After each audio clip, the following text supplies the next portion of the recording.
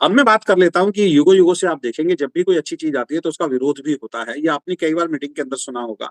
मैं फिर भी एक बार आपको याद दिला दूँगा जिससे आपको ये समझ में आ जाए कि हम जो काम कर रहे हैं विरोध तो उसका भी होगा, आप और हम रोक नहीं सकते हैं। पुराने ज़माने में कहते हैं जब हिंदुस्तान के अंदर ट्रेन नहीं थी ना, हिंदुस्तान में ट्रेन नहीं थी, अंग्रेज़ हिंदुस्तान के अंदर रहते थे तो विदेशों में तो ट्रेन चलती थी, हिंदुस्तान के अंदर ट्रेन नहीं थी। और ऐसे में जब अंग्रेज़ों ने ये डिसाइड किया कि भई कब तक ये लोग बैलगाड़ी पे जाते रहेंगे, ऐसा नहीं है कि अंग्रेज़ हम पे सिर्फ़ राज ही करके चले गए। अंग्रेज़ जब तक रहे उन्होंने विकास भी बहुत किया है। बहुत कुछ सिखा के हिंदुस्तान के लोगों को वो गए हैं। तो उस वक़्त पे ये बात हुई कि भई कब तक ये बैलगाड़ियों में जाते रहेंगे, ऊँट पे जाते रहेंगे, घोड़ों पे जाते रहेंगे, दूर-दूर तक कोई साधन नहीं थे। तो क्यों ना एक सड़क पे ट्रेन की पटरी बिछाई जाए और एक जगह से दूसरी जगह हम लोग ट्रेन में जाएँ। आज हमारे लिए देखिए देखिए कितना आसान है। आप जाते हैं एडवांस टिकट बुक कराते हैं, ट्रेन में बैठते हैं और कहीं भी पहुँच जाते हैं।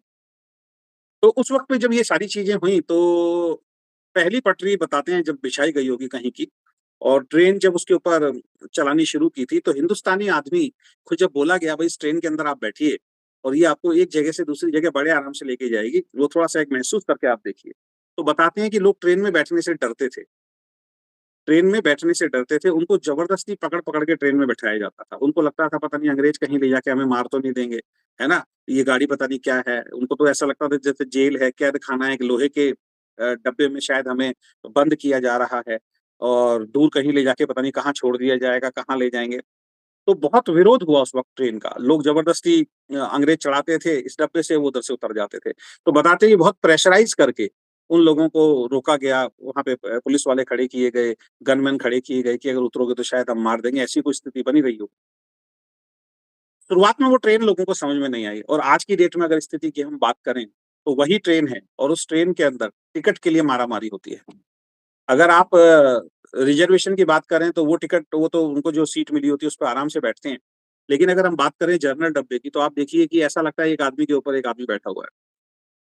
सीटों पे तो जगह होती ही नहीं है, लोग ज़मीन पे बैठे हुए होते हैं, रास्ते में जो चलने वाला जो कॉरिडोर होता है, उसके अंदर लोग ठूस-ठूस के बैठे होते हैं और लोगों को शायद उनके ऊपर से चढ़ के जाना होता है और कई बार तो मैं ऐसा भी देखता हूँ जब मैं पुराने टाइम के अंदर जब मैं मेरे पास भी रिज़र्वेशन के पैसे नहीं हुआ करते थे और मैं भी ट्रेन में जाता था, तो मैं देखता था कि एक आदमी जो ऊपर स्लीपर सोने की होती है, वहीं पे एक चद्दर बाँधता है, उसके पास सीट नहीं होती है, इधर भी चद्दर बाँधता है और उसके बीच में ही लटक के लेट जाता है। ऐसा मैंने कई बार देखा। टॉयलेट के बाहर आप देखिए, बाहर जो दरवाजे होते हैं उतरने के, वो पूरा भरा होता है। टॉयलेट के बाहर लोग बैठे रहते हैं। वही ट्रेन जिसमें लोग बैठने के लिए तैयार नहीं थे, उसी ट्रेन के अंदर आज लोगों के लिए सीट सीट के लिए जो है एडवांस बुकिंग होती है, मारा-मारी होती है। तो एकदम से चीज़ समझ में नहीं आई। उसके बाद हम आगे चलें तो जिस टाइम हिंदुस्तान के अंदर बताते हैं हमारे बड़े-बुजुर्ग उस टाइम तो मेरे को ख़ैर होश आ गया था, अकल आ गई थी, कि जब गैस सिलेंडर हिंदुस्तान के अंदर लॉन्च हुआ था, तो लोग गैस सिलेंडर लेने के लिए तैयार नहीं थे।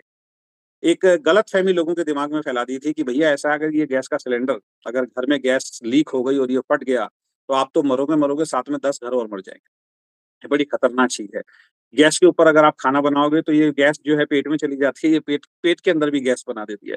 इस तरीके की बहुत सारी धारणाएँ जो हैं वो बनी और जब गैस के सिलेंडर दिए जाते थे और गैस के कनेक्शन दिए जाते थे, तो उस टाइम के अगर आप लोगों से पूछोगे, तो गाँव में, शहरों के अंदर टेंट लगा के, कैंप लगा के, लाउड स्पीकर के माध्यम से गली-गली में जाके लोगों को अवेयर किया जाता था कि भैया गैस ले लो, गैस ले लो, गैस ले लो। और उस वक़्त पे आप बिलीव नहीं करेंगे कि लोग जो है भगा दिया करते थे अपने गाँव से ना लोगों को कि भई हमें गैस नहीं चाहिए, लोग उनकी बात सुनते नहीं थे। काफ़ी स्ट्रगल किया जो इस इंडस्ट्री के अंदर जो कंपनियाँ आई उन्होंने बहुत सारा स्ट्रगल किया। लेकिन अल्टीमेटली क्या हुआ धीरे-धीरे, धीरे-धीरे, धीरे करके कुछ लोगों ने लिया, उन्होंने कहा नहीं यार ऐसा तो कुछ नहीं होता।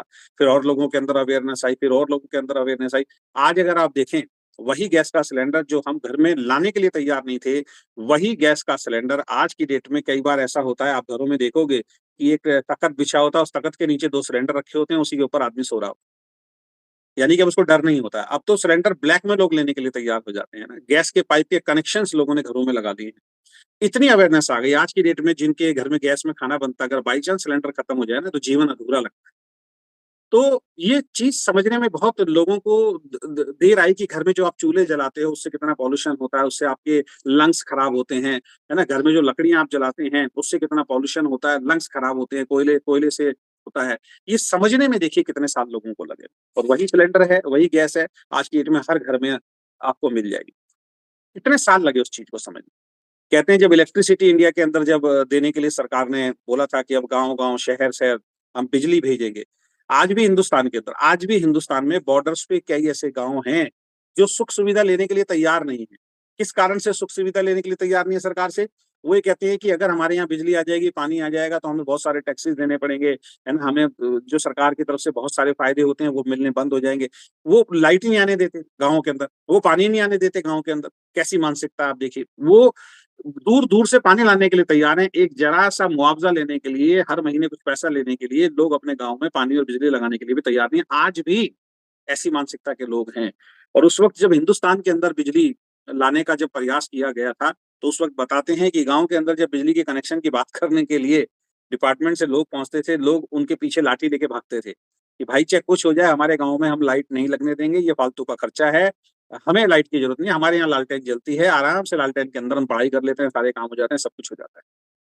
कई साल लगे अवेयरनेस करने में, बहुत टाइम लगा इस चीज़ को समझने में। बाद में क्या हुआ? लास्ट में आज देखिए, आज अगर आपके घर की बिजली चली जाए, वही लोग जो बिजली लगाने के लिए तैयार नहीं थे, बिजली देने के लिए जब गाँव में लोग आते थे, लाठी लेके उनके पीछे पड़ जाते थे। आज वही लाठी लेके लोग बिजली डिपार्टमेंट के ऑफिस में पहुँच जाते हैं कि 2 घंटे से लाइट नहीं आ रही, 3 घंटे से लाइट नहीं आ रही, 4 घंटे से लाइट नहीं आ रही। पहले लाइट ना लगे हमारे गाँव में, इस वजह से वो झगड़े करते थे। अब लाइट चली गई शहर में या कहीं भी, इस कारण से झगड़ा करते हैं कि भई 10 मिनट के लिए लाइट क्यों चलेगी, आधा घंटे से लाइट क्यों नहीं? तो मैं जो ये समझाना चाह रहा हूँ चीज़ें ना, इनको आप समझिए। अभी लेटेस्ट अगर हम चीज़ देखें, कंप्यूटर जब हिंदुस्तान के अंदर आया था, आप लोगों को नहीं मालूम, आज की डेट में जो बच्चे हैं उनको तो सब कुछ मज़े से लेते हैं, मोबाइल के अंदर सब कुछ हो जाता है। सोच के देखिए, जब हिंदुस्तान के अंदर कंप्यूटर नहीं था तो एक चीज़ हुआ करती थी हर डिपार्टमेंट में, जिसको बोलते हैं टाइपराइटर। और एक टाइपिस्ट की नौकरी हुआ करती थी, और उस वक़्त पे मेरे को आज भी ध्यान है, जहाँ पे मैं रहता था करोल बाग के अंदर, वहाँ पे एक आनंद टाइप वाला हुआ करता था। और उसकी 2 दुकानें हुआ करती थी और वो फुल रहती थी बच्चों से। जब भी उसके वहाँ पे फ़ोटोकॉपी कराने के लिए जाओ, बच्चे वहाँ पे कम से कम नहीं तो 15 मशीन इस इधर और 15 मशीनें उसने इधर रखी हुई थी। ऐसे 2 दुकानें उसकी भरी रहती थी और लोग खटाखट, खटाखट, खटाखट बच्चे टाइप सीख रहे होते।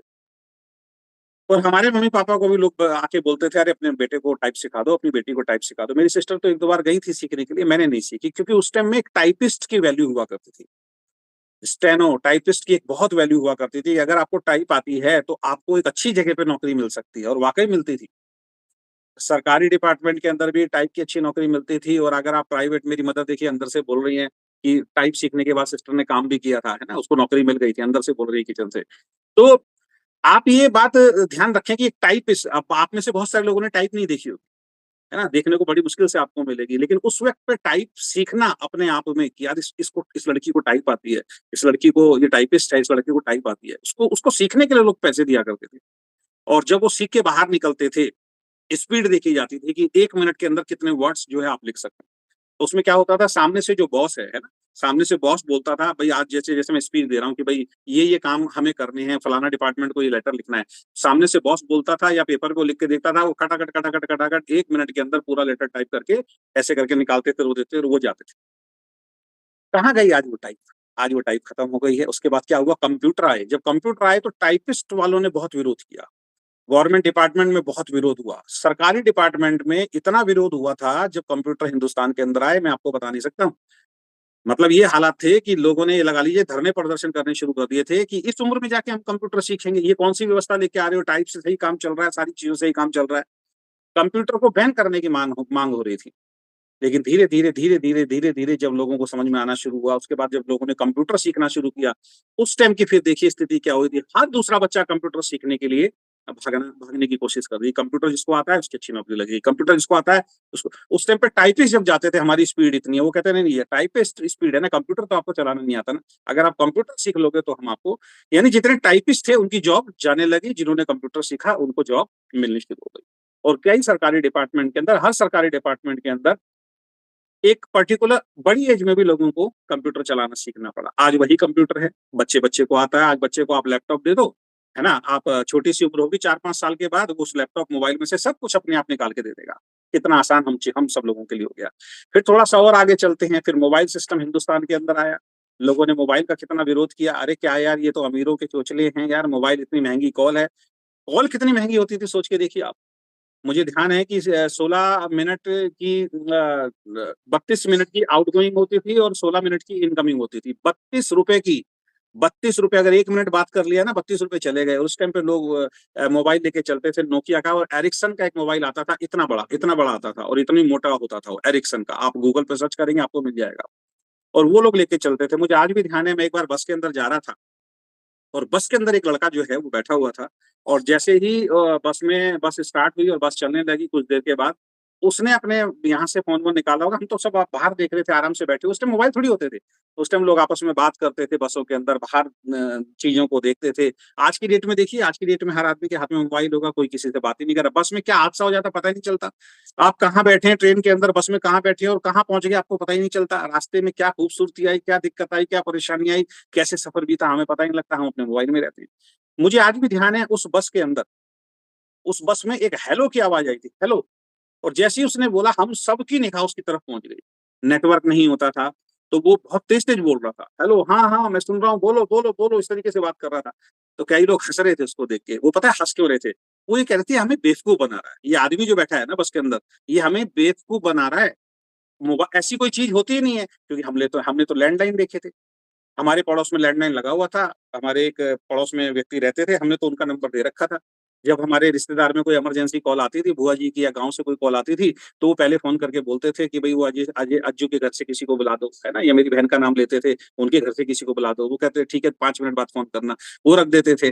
फिर हमारे घर पे उनका बेटा बुलाने आता था, भई आपका कॉल आया है रिश्तेदार का, आपके मामा जी का। फिर मेरी मम्मी, मेरे पापा या हम जाते थे वहाँ पे, है ना? भागे-भागे, और फिर वहाँ खड़े रहते थे। फिर 5-10 मिनट के बाद कॉल आता था, हम उठाते थे और फिर बात होती थी। क्या ज़माना था वो देखिए। और आज की डेट में कितना विरोध किया मोबाइल का। लोगों ने कहा नहीं मोबाइल नहीं लेंगे, ये फालतू के चोचले हैं। इतनी महँगी कॉल हुआ करती थी। पहले लोगों ने महँगी कॉल लेनी शुरू करी, फिर बड़ी-बड़ी कंपनियाँ आई, फिर और सस्ता, फिर और सस्ता, फिर और सस्ता, फिर और सस्ता। फिर धीरूभाई अंबानी आ गए, कर लो दुनिया मुट्ठी में, और ₹500 के अंदर बढ़िया फ़ोन उन्होंने देना शुरू किया। और आज की डेट में क्या स्थिति है? बगैर मोबाइल फ़ोन के क्या आप अपनी ज़िंदगी को अच्छी ज़िंदगी समझ सकते हैं? नहीं समझ सकते। आज की डेट में आप मुझे मोबाइल से देख रहे हैं, लैपटॉप से देख रहे हैं ना? एंड्रॉइड मोबाइल सबके पास है, बटन वाले पहले आए थे, बाद में बताया गया जी इसके अंदर आप फ़ोटो भी खींच सकते हैं। जब ये बात आई कि अब एक ऐसा मोबाइल आ रहा है जिसमें फ़ोटो खींच सकते हैं, लोग हँसने लगे। यार ऐसे कैसे हो सकता है यार फ़ोटो खींच सकते हैं? क्योंकि हमने तो फ़ोटो का कैमरा कोडेक का इतना बड़ा देखा था। इतना बड़ा कैमरा कैसे इस मोबाइल में फिट होगा? उस टाइम हम आपस में अपने दोस्तों से बात करते थे, नहीं, नहीं यार ये झूठ है यार, ये सब बकवास की बात है। आ गया। फिर लोगों ने मोबाइल फ़ोटो वाला कैमरा लिया। उस टाइम के फ़ोटो वाले कैमरे कैसे होते थे? क्वालिटी अच्छी नहीं आती थी। अगर उस टाइम पर किसी के पास फ़ोटो वाला कैमरा पड़ा हो पुराना, आप देखिए क्वालिटी बहुत बेकार होती, लेकिन उस फ़ोटो को देख के हम कितने खुश होते थे। और जैसे-जैसे मोबाइल्स के अंदर फ़ोटोज़ आनी शुरू हो गई, मोबाइल के कैमरे बड़े होने शुरू हो गए, सब कैमरे वालों के धंधे बंद हो गए, वीडियोज़ वालों के धंधे बंद हो गए। पहले शादियों के अंदर, फंक्शन्स के अंदर लोग फ़ोटो खिंचवाने के लिए लालायित रहते थे, खड़े रहते थे लाइन लगा के। आज की डेट में एक यादगार के रूप में ज़रूर जाते हैं। एल्बम को कोई जल्दी से देखता नहीं है, वरना हर आदमी के हाथ में अपना मोबाइल है सर। फ़ोटो खींचने वालों के देखिए व्यापार जो है वो बंद हो गए, काम धंधे बंद हो गए। ठीक है? उसके बाद फिर धीरे-धीरे आया कि जी इसके अंदर अब वीडियो कैमरा भी आएगा। तब तो हमने कहा यार ये तो बहुत तगड़ा मज़ाक हो रहा है यार, वीडियो कैमरा यार, क्योंकि वीडियो कैमरा तो हम शादियों में इतने बड़े-बड़े देखते थे, कंधे पे ऐसे रख के आदमी चल रहा है। वीडियो कैमरा नहीं आ सकता सर। आपके लिए ये सुनना बड़ा अजीब लग रहा होगा, अजय जी क्या बात कर रहे हैं, लेकिन मैं उस दौर से पर्टिकुलर निकला हूँ, मेरी 50 साल की एज हो गई है। मैं उस दौर से निकला हूँ जब हम अपने दोस्तों के साथ बैठ के बात करते थे, यार कुछ मज़ाक चल रहा है मार्केट के अंदर कि मोबाइल के अंदर वीडियो कैमरा आ जाएगा यार, ये कैसे पॉसिबल है यार? आज आ गया। 3G, 4G, 5G, अब इससे आगे की टेक्निक विदेशों में अगर आप जाओगे तो 7G, 8G चलता है। हमारे यहाँ अभी 5G भी ढंग से, 4G भी ढंग से नहीं चल रहा, 5G नहीं चल रहा है, वहाँ पे 7G, 8G तक पहुँच गए। फिर बाद में बात आई कि जी अभी तो वीडियो कैमरा आ रहा है, आप दूसरों की वीडियो शूट कर सकते हो। एक दिन ऐसा आएगा, ये दौर आप में से शायद कई लोगों ने देखा होगा, ऐसे भी मोबाइल आ रहे हैं, कुछ सालों पहलों की ही मैं बात कर रहा हूँ, लगभग 8-10 साल पहले चली जाइए। उस वक़्त बोला कि एक ऐसा मोबाइल आ रहा है जिसमें आप अपने घर बैठे रहोगे और आपका रिश्तेदार अपने घर बैठा रहेगा और एक-दूसरे फ़ोन पे वीडियो से बात करेंगे। मैंने अपनी माताजी को जब बताया था, ये कह रही ऐसा नहीं हो सकता। मैंने कहा ऐसा नहीं है, अभी ऐसे मोबाइल आ गए हैं मम्मी कि अब तुम यहाँ बैठी रहोगी, तुम गाँव में किसी से भी बात कर सकती हो, तुम उसको देख सकते हो। लोगों को मज़ाक लगता था, आज फटाक से वीडियो कॉलिंग। आज देखिए आप इतने सारे लोग मुझे ज़ूम के माध्यम से सुन रहे हैं। तो मैं ये समझाना क्या चाहता हूँ कि जब भी दुनिया में कोई नई चीज़ आती है ना, तो ये बात ध्यान रखिए, सबसे पहले उसका विरोध होता है। लोगों को समझने में थोड़ा वक्त लग जाता है। बहुत सारे और चीज इसमें मैं ऐड कर सकता था। जिस टाइम पे वीसीआर आया, उस टाइम पे देखिए वीसीआर की क्या वैल्यू थी, फिर सीडी प्लेयर आया, वीसीआर खत्म हो गया, सीडी प्लेयर की वैल्यू हो गई। उसके बाद MP3, एक ही सीडी के अंदर 150, 200, 500 गाने होते थे। लोग बिलीव ही नहीं करते थे, क्योंकि एक कैसेट में 6 गाने इधर, 6 गाने इधर, हम तो रिकॉर्ड कराते थे जाके। लेकिन पता लगा अब एक सीडी आएगी, उस सीडी के अंदर भाई साहब 500 गाने डलवा सकते हो। फिर सीडी खत्म हो गई, उसके बाद आ गया एक मेमोरी कार्ड। उस मेमोरी कार्ड के अंदर आप वीडियोस, गाने जो मर्जी डलवाओ। देखते देखते देखते पुरानी चीजें खत्म होती चली गई और नई चीजें आती चली गई। Same direct selling business. अब ये ध्यान रखिए, जिसने समय के हिसाब से परिवर्तन किया, जो वीसीआर चलाया करता था उस वक्त, जो टाइप सीखा करते थे, उनकी वैल्यू थी। जैसे ही कंप्यूटर आया, उन्होंने बदलाव नहीं किया, टाइपिस्ट की सब दुकानें धीरे धीरे करके खत्म हुई। जिसने टाइप को जाते हुए तुरंत कंप्यूटर को अपना लिया, वो गुरु कर गया। जिसने वीसीआर को छोड़ के सीडी प्लेयर अपना लिया, वो ग्रो कर गया। सेम चीजें हैं दुनिया के अंदर, ध्यान रखिए। सेम डायरेक्ट सेलिंग बिजनेस है। डायरेक्ट सेलिंग का एक पार्ट ऐसा हमारा निकल चुका है, जो बहुत ही टिपिकल था, जिसमें बहुत ज्यादा स्ट्रगल थे। हर दूसरे आदमी कह देता था कि सरकार, भैया सरकार की मान्यता नहीं है, ये कंपनियां बंद हो जाएंगी। वो उस दौर में तो हमने काम किया है। उसके बाद एक नया दौर आया, जहां पे सरकार ने गाइडलाइन जारी कर दी है। ये नया दौर चल रहा है, जहां पे अब आप खुल के किसी भी पढ़े लिखे इंसान के साथ बैठ के इस बात को बोल सकते हो, नहीं सर, हम जिस कंपनी में, जिस इंडस्ट्री के अंदर काम करते हैं, ये एक लीगल इंडस्ट्री है सर, है ना। आप उसके पेपर्स दिखा सकते हैं, उसकी वीडियोस आप दिखा सकते हैं, जो डिपार्टमेंट के लोग डायरेक्ट सेलिंग के बारे में अच्छी अच्छी बातें कर रहे हैं। इसके बाद जो अगला 10 साल आने वाला है, ये बहुत सुनहरा आने वाला है। अब क्या होगा अगले 5 साल के बाद, जब अगले 5 साल के अंदर, और क्योंकि अब कंपनियों को भी समझ में आना शुरू हो गया हम गलती कहाँ कर रहे थे, हम किन किन चीजों, लीडर्स को समझ में आना शुरू हो गया कौन सी कंपनी अच्छी है, कौन सी कंपनी बेकार है, किस तरीके से काम करना चाहिए, किस तरीके से काम नहीं करना चाहिए। प्रोडक्ट बेस में भी तो गलत तरीके से लोगों ने काम किया और आज भी कर रहे हैं। अब धीरे धीरे अवेयरनेस आ रही है, लीडर्स में कम से कम अवेयरनेस आ रही है कि हमें किस लीडर के साथ जुड़ना चाहिए, किस कंपनी के साथ जुड़ना चाहिए। और आने वाला जो 10 साल है सर, ये बड़े सुनहरे होने वाले हैं। 5 साल के बाद, जहां तक हमें दिखाई दे रहा है, जब हम पुरानी कंपनियों में काम करते थे, लोग कहते थे, लोग इसके लिए पढ़ाई भी करेंगे, लोग इसके लिए कोर्स भी करेंगे, और कंपनी, और आप चुनाव करेंगे कि मेरी टीम में कौन व्यक्ति आना चाहिए, कौन व्यक्ति नहीं आना चाहिए। ये अगले 5 साल के बाद आप देखेंगे। तो आज का दौर, लोगों को समझ में आना शुरू हो गया डायरेक्ट सेलिंग बिजनेस, और डायरेक्ट सेलिंग बिजनेस में बहुत सारी कंपनी चल रही है। अब उन कंपनियों में आपको चुनाव करना है कि आपको कौन सी कंपनी करनी है। उनमें से हम भी एक कंपनी है। हमारे सामने अगर हम बात करें तो 25 साल पुरानी कंपनी भी है, 20 साल पुरानी कंपनी भी है, 10 साल पुरानी भी कंपनी है। आपके पास चुनाव है, आप उनमें भी जा सकते हैं, और आपके पास चुनाव है एक नई कंपनी में, हमारे साथ भी आ सकते हैं। देखिए, हमारा उद्देश्य कंपनी को शुरू करने का सिर्फ एक ही है, क्योंकि मैं डायरेक्ट सेलिंग में 25 साल से हूँ, और 25 सालों में मैंने 3-4 कंपनियों को किया है। और उन 3-4 कंपनियों में मैंने कुछ दिक्कतों के कारण, कुछ परेशानियों के कारण उन कंपनियों को छोड़ा। देखिए, दुनिया में 2 तरीके के लोग होते हैं। एक वो व्यक्ति होते हैं जिनको कोई मतलब नहीं है कि कोई बर्बाद हो रहा है, जिनको कोई मतलब नहीं है गलत काम हो रहा है, उनको बस एक ही चीज़ चाहिए, हमें पैसा। वो कहीं भी खड़े रहेंगे, बस उनको सिर्फ पैसा दिखना चाहिए, पैसा मिलना चाहिए, बस वो पैसे के लालच में खड़े हैं। एक वो व्यक्ति होते हैं जो देखते हैं, नहीं यार, ये एथिकली सही नहीं है, ये चीज़ गलत है, और मेरे जो सिद्धांत हैं, मेरे संस्कार जो हैं, वो किसी को बर्बाद करके पैसा कमाने के नहीं है, है ना? वो वहाँ पे खड़ा नहीं होगा, जिस दिन पता लग जाएगा। जब तक नहीं पता, अनजाने में चल रहे हो, जिस दिन पता लग गया, वो नहीं रहेगा। आप मार्केट में भी देखेंगे, मैं बिज़नेस की बात नहीं कर रहा हूँ। आप किसी से संपर्क में जाते हैं, संबंध बनाते हैं, रिश्तेदारी, दोस्ती बनाते हैं, शुरुआत में नहीं पता लगता वो आदमी कैसा है। लेकिन जब उसके साथ आप कुछ टाइम रहना शुरू कर देते हैं, उसकी कुछ हरकतें ऐसी हो जाती हैं, आप देखते हो यार ये आदमी तो गलत है, तो आप क्या करते हो, उससे धीरे-धीरे साइड होना शुरू हो जाता है। होता है या नहीं होता? सेम कंपनी में भी होता है, हमारे साथ ऐसा ही हुआ। हम 3-4 कंपनियों में हमने काम किया, किसी ने प्लान चेंज कर दिया। कोई कंपनी किसी बड़े लीडर को ऊपर बैठा देती है, कोई कंपनी ग्रुप शिफ्ट कर देती है, कोई कंपनी प्रोडक्ट के प्राइस चेंज कर देती है ना? कुछ भी छेड़-छाड़ कहीं भी कुछ भी हो जाता है। तो बाद में बहुत, जब हम कंपनी चेंज करते हैं तो हमारा नाम खराब होता है कि यार ये तो हर 2-3 साल के बाद यार कंपनी चेंज कर लेते हैं। और कंपनी जब चेंज करते हैं, हम ईमानदारी से काम करना चाहते हैं, पुरानी कंपनी हमारी हमारे बारे में झूठ फैलाना शुरू करती है, हमारे बारे में गलत बोलना शुरू करती है, फिर हमारा नाम खराब होता है। तो लास्ट में मैंने यही सोचा कि जब मेरे पास एक्सपीरियंस भी आ गया है, मैंने यहाँ से पैसा भी कमाया है, और लोगों को एक अच्छी कंपनी की भी तलाश है। मैं ये नहीं कह रहा हूँ हम ही सबसे बेहतर हैं, मैं ये नहीं कह रहा हूँ। लेकिन मैंने अपने नज़रिए से ये सोचा कि मैं अगर अब किसी और कंपनी में जाऊँगा, शायद मैं डायरेक्ट सेलिंग किसी और कंपनी में नहीं कर सकता हूँ, क्योंकि मेरा भरोसा मालिक के ऊपर से हट चुका है। मालिक कब क्या चेंज करेगा वो मेरे हाथ में नहीं होगा, और मैं गलत काम नहीं कर पाऊँगा।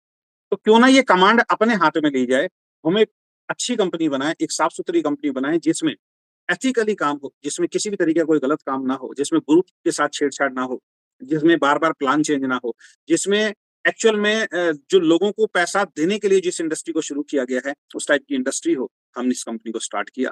2 सालों के अंदर भगवान को मैं धन्यवाद देना चाहूँगा। उन्होंने बिल्कुल सही मार्गदर्शन के हिसाब से हमें चलाया। आप जैसे टीमों का हमें सपोर्ट मिला, अच्छे लोग हमें मिल रहे हैं और इस मैंने बोला था कि जहाँ अच्छाई होगी वहाँ गलत भी होगा।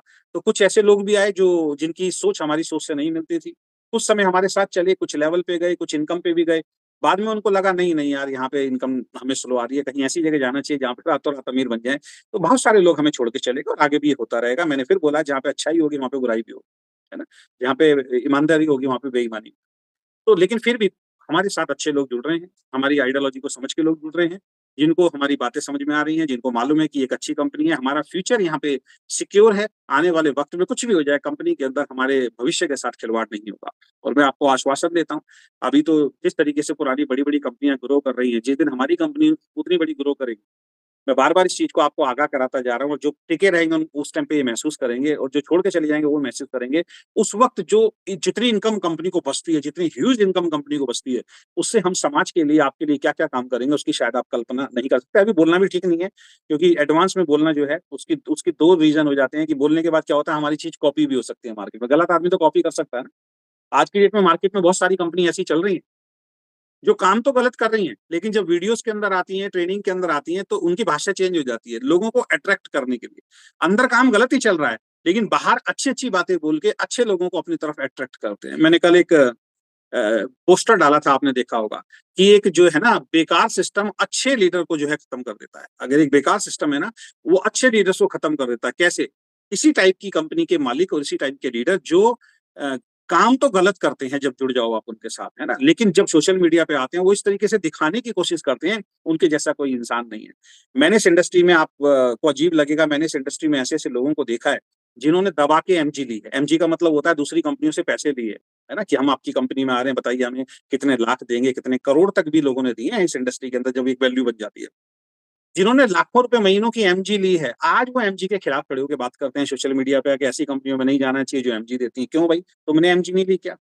ऐसे-ऐसे लोगों को मैंने देखा जिन्होंने खूब बल्क बाइंग कराई, खूब बल्क बाइंग कराई है और आज भी कराते हैं।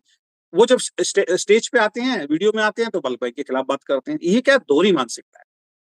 हमें होना कैसा चाहिए जैसे हम अंदर हैं वैसे बाहर। तो हम ये नहीं कह रहे कि हम ही ईमानदार हैं, और भी कंपनी ईमानदार है, लेकिन हमने एक कसम खाई है, हमारे कंपनी के अंदर किसी भी तरीके का कोई गलत काम हम नहीं करेंगे, जो हम अपनी ट्रेनिंग में भी आपको सिखाते हैं, अपने प्लान में भी सिखाते हैं। बल्क बाइंग हम नहीं करने देंगे, लोगों को झूठ बोल के नहीं जोड़ना है, किसी दूसरी कंपनी के व्यक्ति को मिसलीड नहीं करना है। ये हम ऐसा नहीं कि 1 साल कंपनी चलाने के बाद बोल रहे हैं। पहले दिन से हम ये बात बोल रहे हैं, जिस दिन पहले दिन मैंने कंपनी की पहली जूम की थी, तब से मेरी आइडियोलॉजी है। कुछ लोगों ने तो 2 साल के बाद अपने शब्द चेंज किए, 3 साल के बाद शब्द, हाँ, हो सकता है कुछ लोग बदल जाएँ दिल से, है ना? उनका स्वागत है। तो किसी अच्छी कंपनी का चुनाव करना आपके लिए बेहतर है। अब वीकेंड का चुनाव करना है नहीं करना ये आपको देखना है। मैंने आपको बता दिया यहाँ कोई भी गलत काम वीकेंड के अंदर नहीं होगा।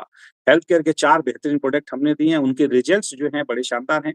जैसे-जैसे कंपनी बड़ी होगी, ट्रेनिंग मॉडल चेंज होते हैं, काम करने के तरीके चेंज होते हैं। आने वाले वक़्त में अभी आपको खुद मेहनत करनी पड़ी है, आने वाले वक़्त में जब आपका बिज़नेस बहुत बड़ा हो जाएगा, आपके उड़ीसा के अंदर, आपके छत्तीसगढ़ में इतनी सारी लीडरशिप हो जाएगी, जगह-जगह मीटिंग हो रही होगी, जगह-जगह सेमिनार हो रहे होंगे, आपके लिए काम करना जो है वो बहुत आसान। तो अभी तक मैंने जो समझाया कि डायरेक्ट सेलिंग इंडस्ट्री आने वाले वक़्त में बहुत बड़ी होने वाली है। फिक्की के अनुसार फिक्की अपने आप में एक बहुत बड़ी ऑर्गेनाइज़ेशन है और अ, और भी जो एक्सपर्ट्स हैं जो बोलते हैं, वो ये बोलते हैं कि 2025 तक 2026 तक ये जो इंडस्ट्री है, ये मतलब ये लगा लीजिए लगभग-लगभग 64,000 करोड़ की होने वाली है। अभी 10,000 करोड़ के आस-पास की इंडस्ट्री चल रही है। लेकिन अगले 3-4 सालों के अंदर ये इंडस्ट्री जो है 60-70 हज़ार करोड़ की होने वाली है। आप कल्पना कर सकते हैं? उसमें हमारा भी रोल होगा। अभी सालाना अगर हम बात करें तो करोड़ों का टर्नओवर तो हम भी इस इंडस्ट्री के अंदर कर चुके हैं बैठ के। तो बहुत अच्छे सिस्टम में, बहुत अच्छी ऑर्गेनाइज़ेशन में आप आ गए हो।